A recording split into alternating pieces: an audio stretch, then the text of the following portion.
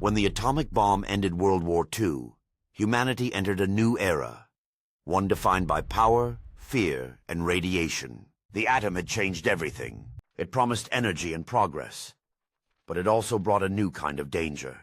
In the years that followed, American scientists began a series of secret experiments to understand how radiation affected the human body. They claimed it was for national security, to learn how to protect citizens in case of nuclear war. But in truth, these experiments treated ordinary people as disposable test subjects. Beginning in the 1940s, hospitals across the United States were quietly conducting tests funded by the Atomic Energy Commission. Pregnant women were given radioactive iron during prenatal visits, told it was a nutritional supplement. Terminally ill patients were injected with plutonium without their consent. In one case, an unsuspecting hospital worker named Albert Stevens received a dose of plutonium so large it would have been lethal under normal circumstances. He lived for 20 more years, never told what had been done to him. At Vanderbilt University, over 800 pregnant women were exposed to radioactive isotopes. At Massachusetts General Hospital, patients were subjected to radiation studies without permission.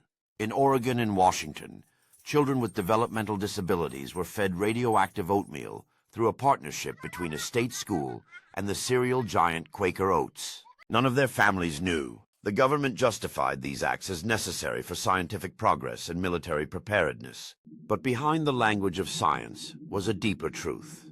The people chosen for these studies were the most vulnerable: the sick, the poor, the institutionalized, those least able to refuse. The secrecy lasted for decades. In the 1970s and 80s, investigative journalists and researchers began uncovering the paper trail. Hundreds of classified studies hidden inside government archives. The public was horrified. The idea that American citizens had been experimented on like lab animals in the nuclear age shattered the nation's trust. In 1993, President Bill Clinton ordered a full investigation. Hundreds of surviving families came forward. The Advisory Committee on Human Radiation Experiments was established to uncover the truth.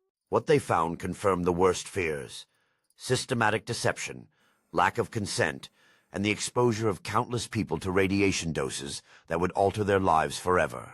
For many, justice came too late. Records were incomplete, victims long gone, but their suffering forced the country to confront its own moral failures. The cost of scientific ambition, unbound by ethics. The human radiation experiments remind us that progress can come with a price, that the pursuit of knowledge without conscience leads not to discovery, but to destruction. The atom may have lit our cities and powered our world, but it also revealed the darkest corners of human curiosity.